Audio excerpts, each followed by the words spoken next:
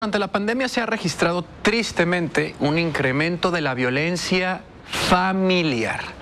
Lo que va a escuchar, es un testimonio de una madre que todos los días se enfrenta a este tipo de situación. Mi hija va a cumplir 13 años y el niño tiene 11 años. Y pues ya ellos ahora sí que no se llevan ya bien, o sea, no parecen hermanos.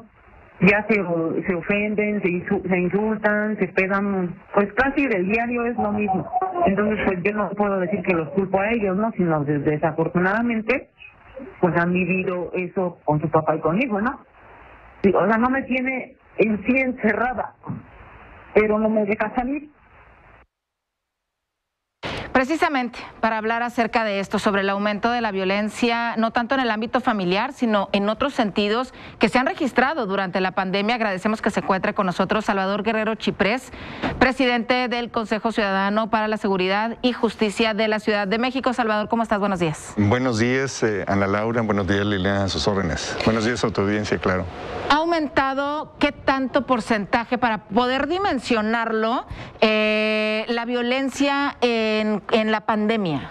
Bueno, hay que decir que el Consejo Ciudadano tiene una línea que funciona muy dinámicamente y nos permitió ubicar, sobre todo en los primeros 4 meses de la pandemia el año pasado, la cuadruplicación de los reportes de violencia familiar y de género. Es decir, se multiplicó por 4 el tipo de violencia que se presenta dentro del ámbito doméstico, mayormente a manos del cónyuge o el esposo. Eso hay que decirlo. Prácticamente ellos dos, esas dos categorías, suman 58-59% de todos los reportes. Ahora bien, esto ocurre como un resultado de la correlación que existe entre el confinamiento familiar y ciertas carencias psicológicas, culturales, económicas, cierto estrés. Es un fenómeno estudiado, ocurrió en todo el mundo. En la capital nacional tenemos datos, afortunadamente, porque aquí hay capacidad de tenerlos, y ocurrió así. En esto que va de este año respecto al año pasado, el tipo de aumento es mucho menor, la dinámica de aumento. Si comparáramos este periodo con el 2019, tendríamos un aumento de 100%. Pero comparado con el año pasado, tenemos una disminución. Esa es la correlación que existe en este momento, pero es un tema que hay que atender. Ahora, violencia en el ámbito familiar, estamos hablando de, quisiera que nos dieras como un mapa en todo esto. Violencia psicológica, violencia física, ¿de qué tipo de violencia estamos hablando en este sentido? Bueno, estamos hablando de un tipo, son 6 tipos de violencia los que identifica la ley. Voy a mencionar los más comunes. Básicamente violencia física, que es la agresión directa contra otra persona. Hay una violencia también de carácter patrimonial o económico, que quiere decir controlar de la otra persona lo que le corresponde, su ingreso o su propiedad. Y hay violencia verbal. Hay otros 2 tipos de violencia también, pero estos 3, 4 que mencioné equivalen prácticamente al 90% de los reportes de violencia que existen. Ahora, ¿cómo estamos reaccionando ante este incremento de la violencia? Las mujeres, la familia, las personas se quedan en ese núcleo, están denunciando, se están yendo. ¿Cómo estamos reaccionando ante ese incremento que hubo sí el año pasado y esta ligera disminución, ¿no? Bueno, yo creo que los datos nos indican que las personas están más dispuestas a hablar de sus problemas. En otras ciudades, en otros capitales de nuestro hemisferio, las personas no hablan de la misma manera. Hay una apertura de las autoridades, en el caso de la Ciudad de México, hay una promoción de la denuncia por parte del Consejo Ciudadano, en la Fiscalía General de Justicia, de la Secretaría de las Mujeres de manera muy importante y de la Secretaría de Seguridad Ciudadana. El conjunto también de movilizaciones, del trabajo que ustedes hacen muy importante en los medios de comunicación, ha permitido que muchas más personas estén dispuestas a reportar que son víctimas de violencia. Es decir, no necesariamente ha habido más violencia, pero se reporta más violencia. Claro, ese es un gran punto. Ahora, hablábamos que no solamente en el ámbito familiar ha aumentado la violencia en la pandemia. Nos comentabas que cuando las mujeres, por ejemplo, salen, buscan trabajo, pues también se han visto afectadas en este sentido. Bueno, en ese caso es interesante, y les comento, y si me lo permiten, claro, presentamos el primer reporte en América Latina sobre trata de personas que genera un organismo civil como el Consejo Ciudadano. Y ahí notamos 2 fenómenos interesantes. Primero, que durante la pandemia, con la crisis económica, por supuesto, más mujeres y más varones también, claro, buscaron trabajo con mayor necesidad, con mayor ímpetu. Y en esa situación, algunos organismos delictivos que operan a nivel global, que operan también en Centroamérica, que operan en Sudamérica, que operan en México, que operan en Estados Unidos, arrojaron más ofertas de empleo engañosas, que quiere decir ofertas donde te ofrecen mucho salario sin que muestres ninguna certificación laboral. Ahí encontramos que se duplicó la forma de enganche que utilizan los tratantes de este fenómeno que se llama trata de personas, que básicamente es trabajo forzoso, explotación laboral para este efecto de lo que estoy platicando, y ahí encontramos este nuevo patrón durante la pandemia. ¿Y ahí cómo van las cifras? ¿Ahí también hubo este incremento y este año está habiendo una reducción o ese sí sigue a la alza? Es interesante también, en el caso de trata de personas, como en otros muchos delitos a nivel hemisférico, sí hay constantemente un elemento que es la cifra negra, los datos que no conocemos. En el caso de trata de personas estimamos que no conocemos 98% del fenómeno. Si comparáramos los reportes del año 2019 y contra el 2020, prácticamente hubo una curva así, es decir, más o menos tuvimos 2.200 reportes en 2020 y tuvimos alrededor de 2.180 en el año previo y posterior. Entonces, más o menos es una curva que se comporta de manera constante y hay una pequeña tendencia a disminución de los reportes. No quiere decir que disminuya la realidad de la trata, que es un fenómeno global.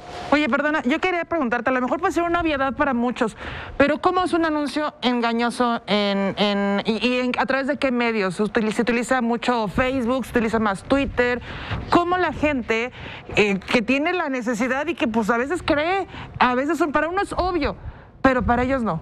¿Cómo detectar este anuncio engañoso? De todas las redes sociales, ciertamente Facebook es la que representa el 90% de reportes donde hay un intento de enganchamiento. ¿Qué les ofrecen?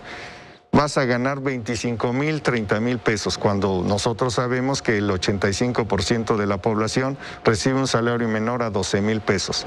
Vas a ganar 20,000 pesos, 25,000 pesos, un trabajo fácil, nosotros te permitimos todas las posibilidades de desarrollo, no tienes que demostrar ninguna certificación laboral, y entonces las personas, en su necesidad de encontrar una respuesta a su esperanza o a su necesidad, acuden a conectarse con esa red, y a partir de ahí se inicia un ciclo en que son engañados y eventualmente son capturados, sobre todo capturadas, porque 4 de cada 5 personas reclutadas para trata de personas por trabajo forzoso a través de una oferta engañosa de trabajo son mujeres. Sí. Entonces se les captura y eventualmente entran o no, si pueden salvarse, claro, en un ciclo que implica esta noción de esclavitud, que es la esencia del término trata de personas.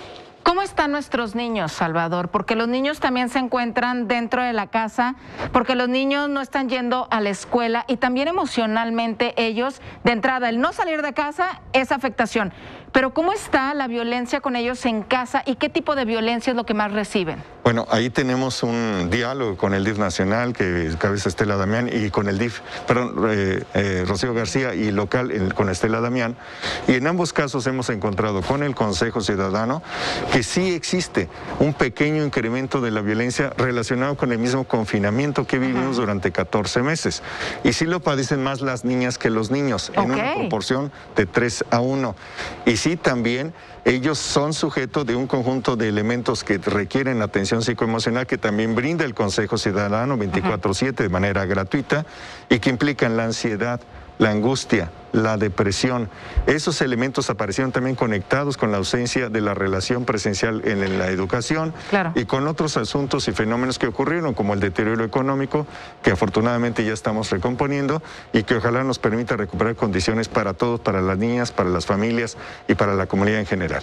¿Pero qué tipo de violencia reciben? ¿Gritos, golpes, violencia física, sexual? Alrededor de 45%, verbal un 20-25% de los reportes tenemos, y de otro carácter, digamos, más simbólica, que no siempre es violencia verbal, sino el silencio o la omisión de cuidados o algo de abandono, digamos el porcentaje restante. Esos son los elementos principales de esa violencia que padecen los menores de 12 años. Menores de 12 años. Repito nada más, ¿a quién han aparecido los teléfonos, la forma de contacto con el Consejo Ciudadano? Y me parece a mí súper importante destacar que ustedes siempre tienen un acompañamiento. A veces, hoy, ¿para qué voy a terapia? Es para ricos, no tengo ni dinero para comer, menos para una terapia, para una salud mental. Ustedes también están en ese tipo, apoyando en ese sentido. Qué bueno que lo dicen, porque de eso se trata. La comunidad se fortalece con la permisión, la provisión de estos servicios, y lo que tenemos es ese servicio gratuito.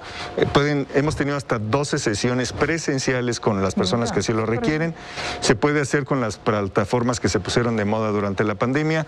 Tenemos 2 centros de atención, uno que está en Iztapalapa y otro que está en la colonia Juárez. Entonces, ahí tenemos espacio para atender. Atendemos por teléfono, también por el WhatsApp, que lo inauguramos hace 2 años y que nos ha permitido, curiosamente, una privacidad mayor que la que existe con el celular. Claro. Y de ahí tenemos 30% de los reportes de personas que requieren contención emocional o provisión de primeros auxilios psicológicos, gratuito, 24/7. Salvador, como siempre, un gusto tenerte en este espacio. Gracias a ambas. Muchísimas gracias. Salvador Guerrero Chiprés, presidente del Consejo Ciudadano para la Seguridad y Justicia de la Ciudad de México.